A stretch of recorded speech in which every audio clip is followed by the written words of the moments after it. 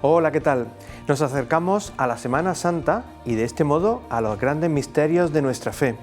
Acontecimientos que tuvieron lugar en el pueblo de Israel como culmen de una historia, la historia de la salvación. Comprender nuestras raíces y lo que nos cuentan las Sagradas Escrituras nos ayudarán a entender mejor nuestra propia fe. Hoy queremos contarles la historia de una familia que, al igual que Abraham, escuchó la voz de Dios para dejarlo todo y seguir una misión. Comenzamos.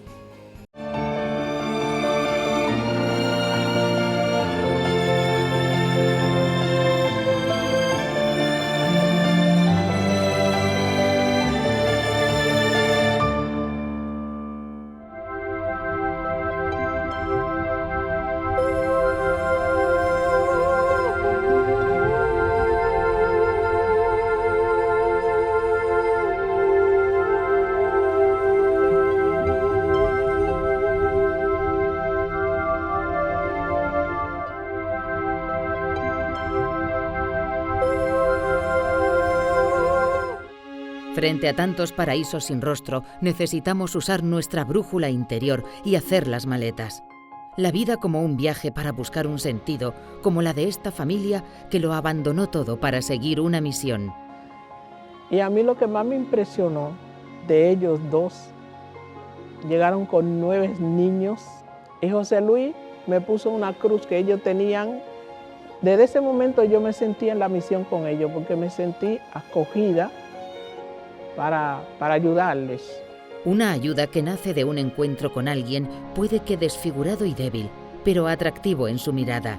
Alguien a quien amar con todas las fuerzas. Como viven estos jóvenes que ponen música y letra a las últimas horas de quien se ha entregado por todos. Lo que busca es, a través del arte y de la música, pues entrar ahí, ¿no? Entrar en el misterio de la pasión y la muerte de Cristo, pero entrar desde la intimidad, o sea, pensar qué vivió Él dentro, cómo lo vivimos nosotros, contemplar la pasión de Cristo, acompañarlo. Quienes lo han encontrado se acercan sin miedo, sin temor a las caídas, porque encuentran fuerzas en un madero que da vida, que da la vida.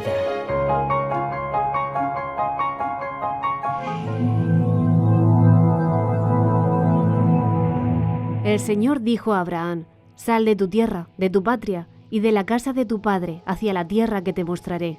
Es que si no hubiera sido Dios que lo había movido, Él no había podido hacer eso. Por eso yo pienso que el Espíritu de Dios fue que lo llevó y lo eligió para este trabajo. Y lo preparó allá, Santo Domingo, lejos de su casa, de su patria. Y haré de ti una nación grande, y te bendeciré, y engrandeceré tu nombre, y serás bendición. Bendeciré a los que te bendijeren, y a los que te maldijeren maldeciré, y serán benditas en ti todas las familias de la tierra.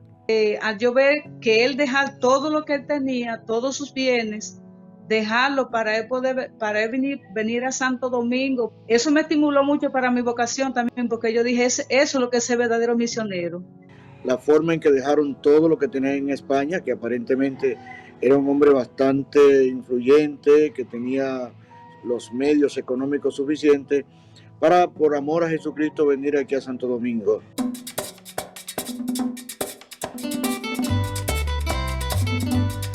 Voy a cantar esta canción con mucho cariño de mi corazón a la República Dominicana, la casa del merengue y la casa de la bachata.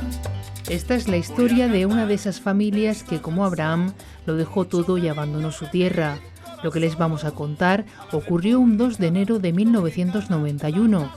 Un matrimonio joven con 8 hijos y uno en camino hace las maletas, se despoja de sus bienes y recorre más de 7.000 kilómetros para llegar a la República Dominicana. También, como el primer misionero de los textos sagrados, creyeron en la palabra de Dios. Santo Domingo is an alive, extremely modern city. Estaban a punto de vivir una experiencia de fe que marcaría sus vidas para siempre. En el relato de la familia, formada por José Luis Mendoza y María Dolores García, podemos encontrar un auténtico testimonio de familia en misión. Cuando yo lo conocí a ellos, que ellos llegaron, yo estaba en la casa donde ellos iban a vivir. Yo la había limpiado y cosas así, y lo esperé. Y a mí lo que más me impresionó de ellos dos, llegaron con 9 niños. La más pequeña, que era María, tenía 5 meses. Y Lola inmediatamente cogió a la niña y me la puso a mí en los brazos. Y José Luis me puso una cruz que ellos tenían, todito tenían, los pequeños y los grandes tenían una crucecita de plata, y esa cruz me la puso a mí. Desde ese momento yo me sentí en la misión con ellos, porque me sentí acogida para ayudarles. 6 años antes respondieron a la llamada del Papa Juan Pablo II, que pedía a familias en misión para evangelizar por el mundo, una respuesta que se concreta al ser enviados a Santo Domingo. La misión, poner en marcha un seminario internacional y evangelizar en una tierra de gran necesidad.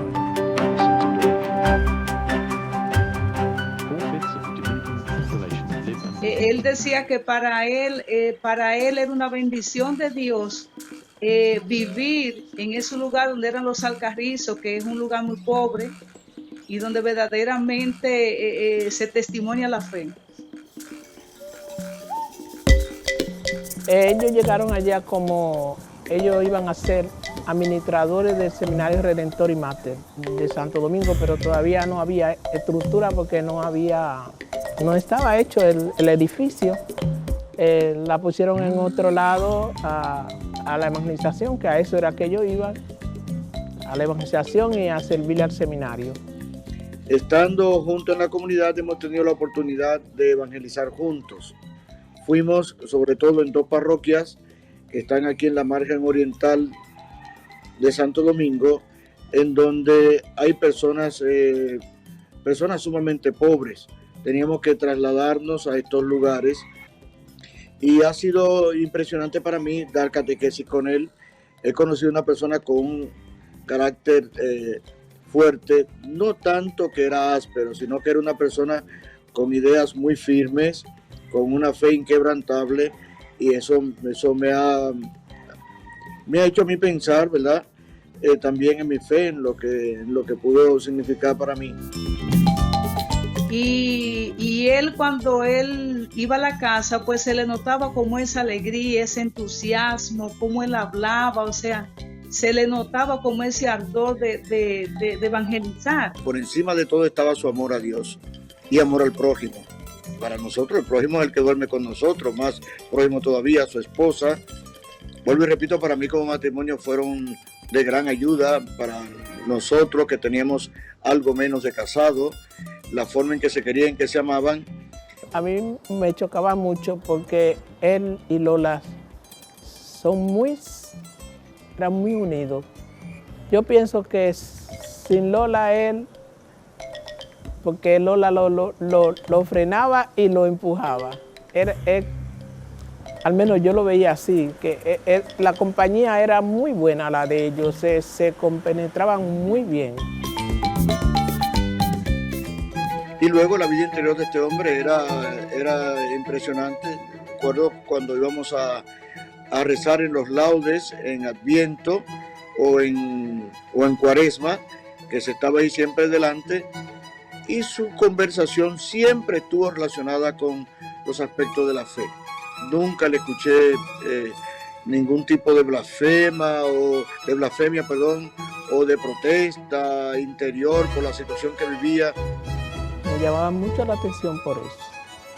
Transmitían la fe diario a los hijos, diario, los domingos especiales, pero todos los días ese Shema no dejaban de rezarlo. Cuando se iban a acostar, cuando se iban. Sí. Escucha, Israel, el Señor es nuestro Dios, el Señor es uno solo. Amarás pues al Señor tu Dios con todo tu corazón, con toda tu alma y con todas tus fuerzas. Estas palabras que yo te mando hoy estarán en tu corazón. Se las repetirás a tus hijos y hablarás de ellas estando en casa y yendo de camino, acostado y levantado. Pero me acuerdo que cuando vinieron aquí a este lado de la capital, fueron a una casa que estaba en un barrio, Vista Hermosa se llama, tenían una casa bien grande, enorme, y entonces el patio estaba bastante salvaje, voy a decir esta palabra porque no me viene otra aquí a la mente. Había una cantidad enorme de lagartos y de otros animalitos, y los chicos, los muchachos, como que se encontraban como algo nuevo. Comenzaron a recoger lagartos y a meterlo en un cajón.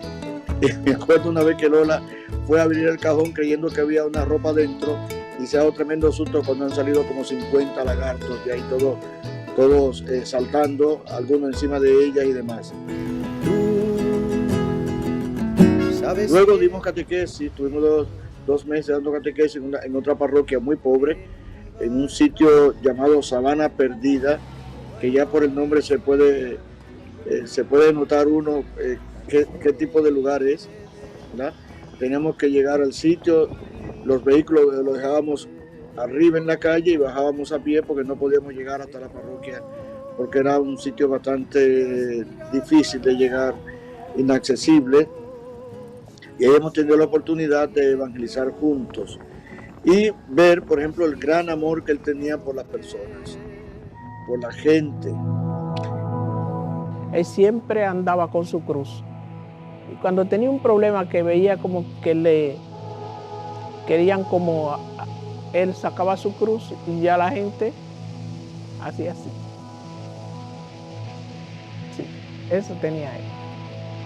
A pesar de que no eran los vecinos muy cercanos de la iglesia, pero lo veían con un respeto, porque decían que eran misioneros. Solamente con esa palabra, son misioneros, hay un respeto. Misioneros entregados a una experiencia de desierto en medio del trópico, con muchas dificultades que superar. Y el barrio era un barrio más o menos tranquilo, pero ellos tenían que desplazarse al sitio que ellos tenían que, ahí era que estaba más o menos el peligro. Aquí cerca de mi casa, ¿verdad? Esta parroquia Jaina Mosa se erigió como parroquia, y José Luis y Lola pues fueron asignados para ayudar ahí en todo lo que fuera para la construcción de la parroquia. No estaba ni siquiera construida. La tierra pertenecía ya a la iglesia porque ya era de la iglesia, pero la habían cogido unos dueños de autobuses, como sindicato, eso, los sindicalistas, para poner sus autobuses ahí. Entonces llegó un momento en que ellos estaban apuntalando todo para que se hiciera la parroquia, y la junta de vecinos y unos cuantos vecinos, sobre todo alguien a quien yo conozco, se oponía totalmente, y allí vimos a José Luis también, que tuvo que lidiar con ese problema sin pelear, sin hacer nada de eso, pero realmente tuvo que enfrentarse. Hubo personas ahí que se le enfrentaron de una manera bastante hostil. Tuvo amenaza con el mismo problema del terreno, porque era que el sindicato ese lo quería quitarlo, y ahí era que iba a la iglesia. Entonces lo amenazaban, sí, que lo amenazaban. Yo soy testigo de eso, porque a veces hasta papelito encontré yo, así que le amenazaban, pero era para ver si él salía huyendo, pero no lo consiguieron. No se echaron atrás, porque José Luis, yo pienso que José Luis, yo lo veía, digo yo, es como un caballo que va ahí, a donde Dios lo lleva. Yo veía que como que quería decir, si Dios me mandó aquí, me defenderá. Me defenderá. Y Dios lo defendía siempre. A él lo movió la fe, no fue otra cosa, fue el Espíritu Santo que a él lo movió. Si no, no había podido. La iglesia está ahí, bien, la hicieron la iglesia, pero él no la disfrutó porque salió para acá, porque ya Dios no lo quería allí, Dios lo quería aquí. Yo lo he visto clarísimo. Dios lo preparó allá, en el sufrimiento, en la incomodidad, En las acusaciones, no, porque esto es mío, este terreno, ¿por qué ahora no lo quiere? Y aquí le ha pasado lo mismo, Dios lo preparó allí, a él y a su familia entera. Allí aprendió a luchar, a luchar de verdad.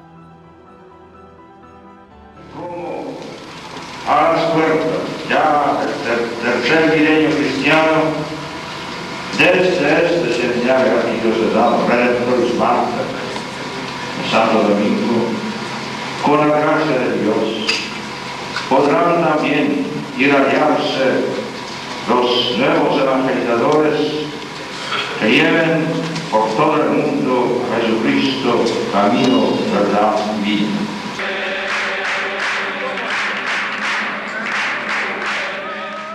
Él tenía libertad.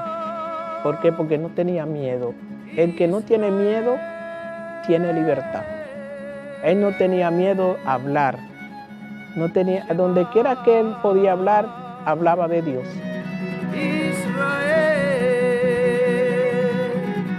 A salir de su patria, de su tierra, de su comodidad, que los muchachos tenían su colegio y todo para salir al otro lado del mundo. Si no le hubiera tenido confianza a Dios, no lo hace. No se hace eso sin confianza a Dios. Por los testimonios que sé, no tengo duda de que el Señor lo tiene en su seno, de que es un hombre que ha conocido el cielo aquí en la tierra y lo de él será continuar ahí en el cielo, pues con lo que ha vivido aquí, donde le he visto un amor grande a Dios y al prójimo. Y yo vi en ello, especialmente en el que era más fugoso, yo vi la fe sobre la tierra. Yo la vi. El Señor es nuestro Dios. El Señor es uno.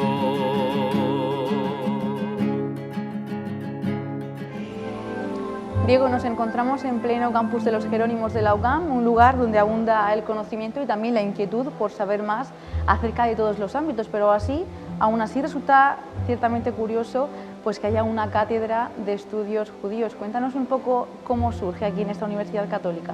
Bueno, la Cátedra Internacional de Estudios Judíos surge como idea de nuestro presidente, que siempre ha querido tener una cátedra de estudios judíos y la fundó, pues llevamos poquísimo tiempo, vamos, no llega ni un año. Estamos empezando lo que es a montar la cátedra, a montar el máster.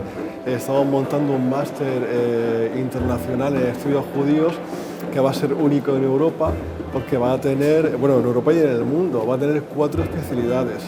Una especialidad en lenguas, una especialidad en literatura peritestamentaria, una especialidad en relaciones judío-cristianas y una especialidad en historia. Los estudios en el mundo judío son fundamentales para conocer nuestra raíz cristiana. Es decir, tienes que tener en cuenta, por ejemplo, que en la historia de la Iglesia, en la historia de la teología, las primeras herejías surgen sobre todo cuando se corta el contexto con el Antiguo Testamento.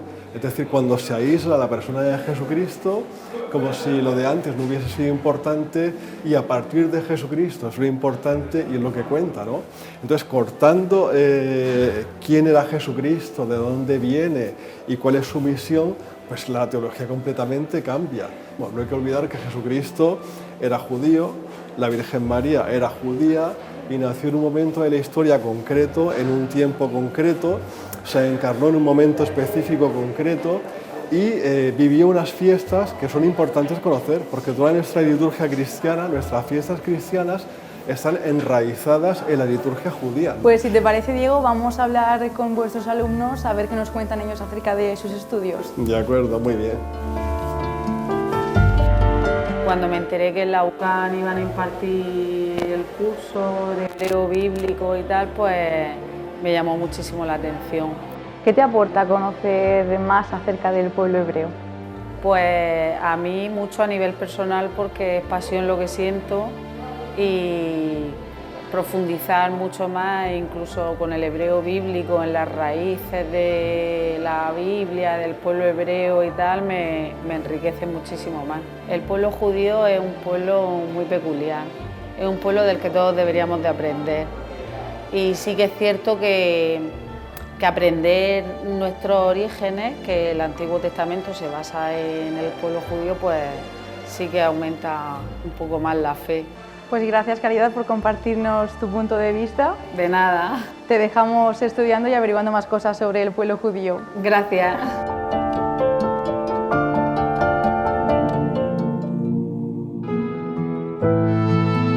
El Vía Crucis es una forma muy importante de revivir la pasión de Cristo y la importancia de su entrega por la humanidad.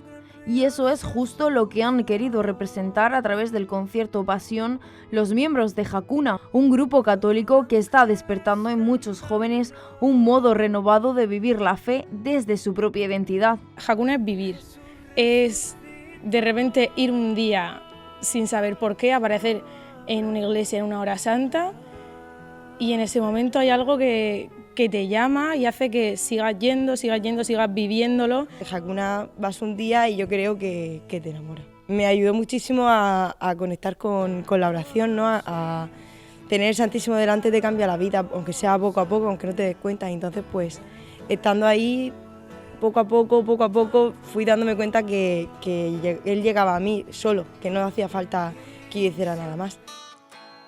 A través de Pasión se recorren las estaciones del Vía Crucis, las últimas horas de la vida de Cristo. Así fue como se prepararon estos jóvenes de Hakuna.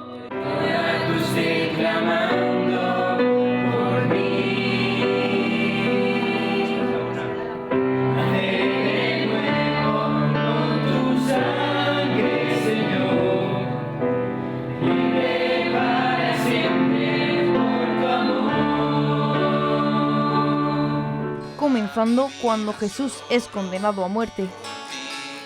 ¿Se puede ser espectador de una narración como esta? Vamos a cantar el momento culmen de la historia del más bello de los hombres. Y lo vamos a cantar con belleza. Lo que busca es, a través del arte y de la música, pues entrar ahí, ¿no? Entrar en el misterio de la pasión y la muerte de Cristo, pero entrar desde la intimidad, o sea, pensar qué vivió él dentro, cómo lo vivimos nosotros, lo que es un Vía Crucis, contemplar la pasión de Cristo, acompañarlo y al final es un rato de oración. He ahí tu cruz, Señor, tu cruz, como si hubiera una cruz realmente tuya. Orando y meditando los momentos en los que Jesús carga con la cruz y cae por primera, segunda o por tercera vez. Pero ¿qué hace ahí tirado, dejando que le aten un madero a las espaldas? Le pregunta al Señor que por qué tomó la decisión de abrazarse a la cruz, que no lo entiende. Una incomprensión, ¿no? Dice, ojalá algún día pudiera entender esta decisión que has tomado, ¿no? Que nos sobrepasa, a nosotros no nos entra que alguien pueda dar tanto por nosotros, porque nosotros somos muy limitados, pero al final, pues también es lo que buscamos y lo que el corazón anhela, un amor que sobrepase todo eso y que sea capaz de darse hasta el final. Un amor que nos acoja a todos en medio de tantas preguntas. Canto como solista la canción, la estación número 9, que es la de ¿por qué? Me impactó mucho eso, le preguntaba al Señor todo el rato ¿por qué? ¿Por qué? En plan, ¿por qué hacía las cosas? ¿Por qué abrazaba el dolor? ¿Por qué seguía? ¿Por qué se dejaba sufrir? Reflexiones que nos adentran en los grandes misterios de la Semana Mayor y que culminan en la resurrección de Jesús. Libre para siempre por tu amor. Torrealta se convierte en el Jerusalén de hace 2000 años y durante una noche, la del miércoles santo, vuelve a vivir la pasión, muerte y resurrección de Cristo. Se hace una penumbra total en el pueblo, se apagan todas las luces y hay una procesión prácticamente de antorcheros con una banda de tambores que le precede y vamos, es una representación muy emotiva. Un Vía Crucis viviente que cumple este año su 25 aniversario. Todos los vecinos de esta pedanía de Molina de Segura ponen su granito de arena en esta representación. Los decorados, el vestuario, todo está medido para conseguir el resultado final. Sí, digamos que es lo que nos une, es lo que nos llena y lo que estamos esperando que llegue la Semana Santa para todos, desde cada uno, desde su puesto, de su oficio, lo que esté desarrollando se une para esa noche tenga éxito este Vía Crucis. Un momento de unión en el que participan entre vecinos y visitantes cerca de 300 personas. Cada una de ellas tiene su papel en este Vía Crucis con 15 estaciones. La última es la resurrección. Es un Vía Crucis viviente por las calles, representado en muchos escenarios, en muchas escenas, por todo el pueblo. Y bueno, se involucra a todo el pueblo, lógicamente, en esa representación. Y bueno, es una representación, se inicia a las 11 de la noche del miércoles santo. Un Vía Crucis que es ya una tradición y que atrae cada año a más visitantes. El segundo año seguramente ya vaya con otra vista, porque se habrá llenado de algo, su corazón se lo habrá llenado y al siguiente año seguramente también se meterá, será un actor de ese Vía Crucis también. Y sentirá el fervor dentro de la Semana Santa en este pequeño rincón de la región. Más de 360 millones de cristianos sufren, por su fe, discriminación y persecución. Es un derecho fundamental, sin embargo, el derecho a la libertad de religión y creencia es uno de los más frágiles en multitud de países. Naim, sacerdote de Irak, es un ejemplo de ello. Tanto él como su familia tuvieron que abandonar su hogar. Pues hemos dejado todo atrás, toda la vida, todas nuestras cosas, nuestras iglesias, nuestras casas, nuestros lugares sagrados. Hemos abandonado todo, pero nunca no hemos abandonado la fe. Por todos los perseguidos se ha orado en la Noche de los Testigos, organizada por Ayuda a la Iglesia Necesitada y la Diócesis de Cartagena. Una vigilia de oración en la iglesia de San Pablo por los cristianos perseguidos, donde los asistentes pudieron escuchar la historia de Naim. En los últimos 30 años, la presión islámica radical ha crecido y se ha vuelto más violenta. Los cristianos pagan un alto precio por ello: humillación, opresión, incluso asesinato. He vivido momentos difíciles en mi vida. La primera fue el asesinato de mi hermano. Un día salió de trabajar en Mosul y se asesinaron, pues como mucha gente, por ser cristianos. Son marginados y despreciados por seguir a Cristo. No pueden optar a puestos de trabajo ni recibir educación, dejando a muchos de ellos sumidos en la pobreza. Sufren una escalofriante persecución y en su fe cristiana encuentran la salvación y la esperanza. Después del sufrimiento, de la tristeza, de lo que porque cada familia de mi país tiene un drama de contar. Por eso cada familia tiene alguien asesinaron el Daesh o en su familia, pero siempre hemos tenido el perdón, ¿no? Siempre nosotros en nuestras oraciones pidamos perdón por estas personas. Orando por Naim, por su familia y por los millones de perseguidos en países como China, Irán, India, Nigeria o Corea del Norte, para que sepan que no están solos y que en miles de rincones del mundo se reza por ellos.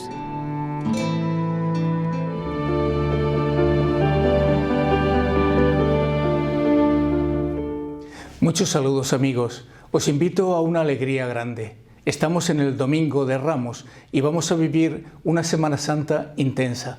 Una Semana Santa en la que podemos decir que es la Semana Grande, un tiempo para saborear el amor de Dios que se entrega por nosotros. El Evangelio resaltará de una manera especial a Cristo aclamado en la entrada de Jerusalén. Hosanna al Hijo de David, decían unos, bendito el que viene en el nombre del Señor, otros. Muchos fueron sus testigos, desde los que le aclamaban y gritaban aclamándole la grandeza de Jesús, hasta los que se interrogaban y decían, ¿quién es este? También es verdad, y comprobamos cómo entre los asistentes habían algunos que testificaban a Jesús. Es Jesús, el profeta de Nazaret, de Galilea.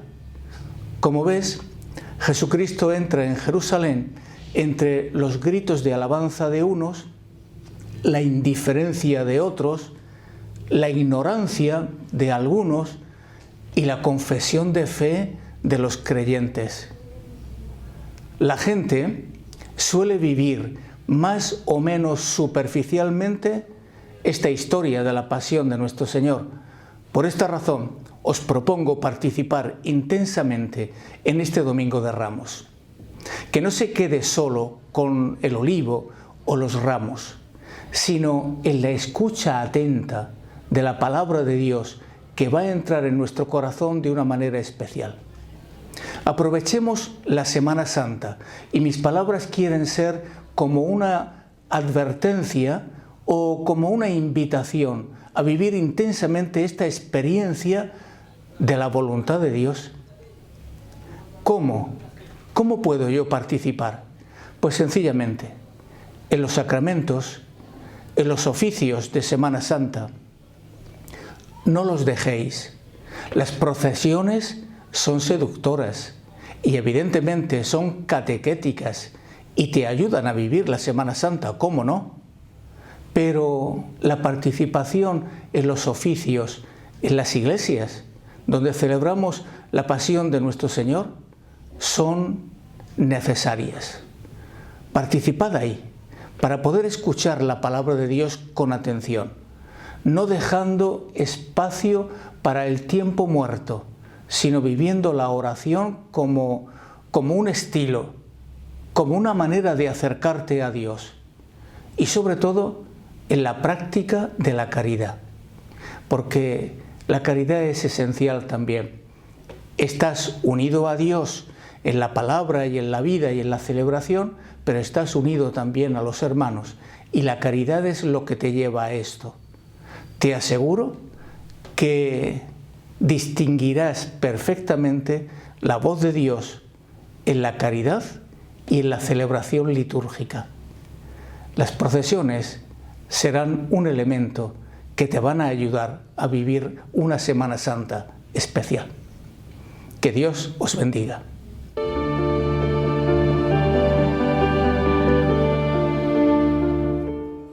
Hemos llegado al final de este espacio. Hoy hemos reflexionado sobre la llamada universal a escuchar al Señor, salir de nuestra tierra y protagonizar la misión que Dios tiene para cada uno de nosotros. En la cruz, que veremos procesionar estos días, podemos encontrar a ese Dios que se despoja para darnos la vida. Aprovechemos los días grandes de estas celebraciones cristianas que vamos a vivir. Como dice una de las letras del concierto Pasión de Hakuna, déjame, Señor, estar abrazado al madero de tu cruz. Feliz Semana Santa. Abrazado al madero de tu cruz, no hay prueba de amor que pueda superar lo que por mí hiciste tú. Déjame, Señor, poder sentir. Hace tiempo que no consigo llorar. Mis pecados despojaron tu vestir, dejando a trozos tu dignidad. Y ahora quiero subir hasta la cruz que tú me das, gastar mi vida para ti. Yo tengo sed de eternidad.